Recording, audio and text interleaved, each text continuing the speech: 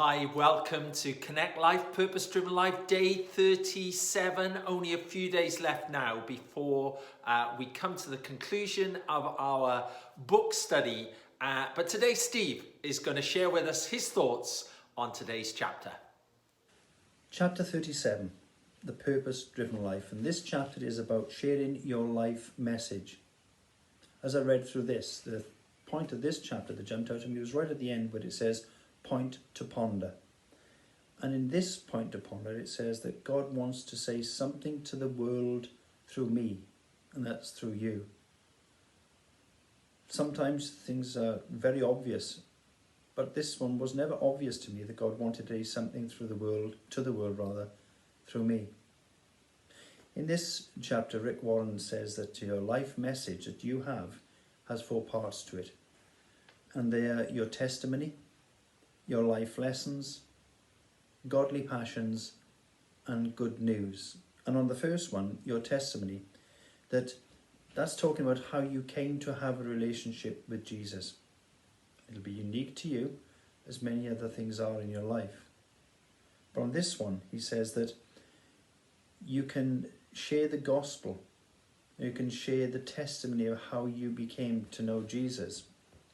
Much better sometimes than the professional peoples of the church, perhaps the pastors or the evangelist, because people are interested in you as an individual and how that has come to affect your life.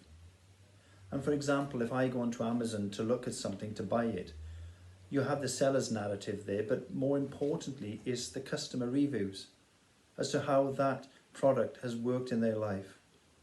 And this is the same year. How did you come to know Jesus? They want to know your individual circumstances because probably they'll know you better than they would a pastor or an evangelist. And the second one is your life lessons. What have you learnt about life as a Christian and in knowing Jesus? How has that helped you when you've failed in something, or when you've had an illness, or when you've succeeded very well at it?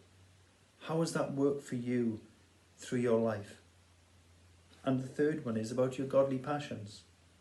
Some of those passions you may have had all the way through your life, but suddenly they're reinvigorated and you realize that that passion has been birthed in you by God. And you need to fulfill that, because if you don't fulfill that, you'll never obviously feel fulfilled in yourself. But you'll never feel as though your life has been anything of value until you've really fulfilled what God has for you. And the last one is the good news. The good news of the gospel. The question is asked in that, is anyone going to be in heaven because of you? It's a big important question. Is anyone going to be in heaven because of you? What a great fulfillment of a life that would be. So I come back to the point to ponder. God wants to say something to the world through me and you. Enjoy the chapter and have a great day. Thank you, Steve, for sharing with us today. If you are watching this on Tuesday morning, don't forget you can join us this evening at 7:30 for our weekly prayer meeting. God bless you and have a great day.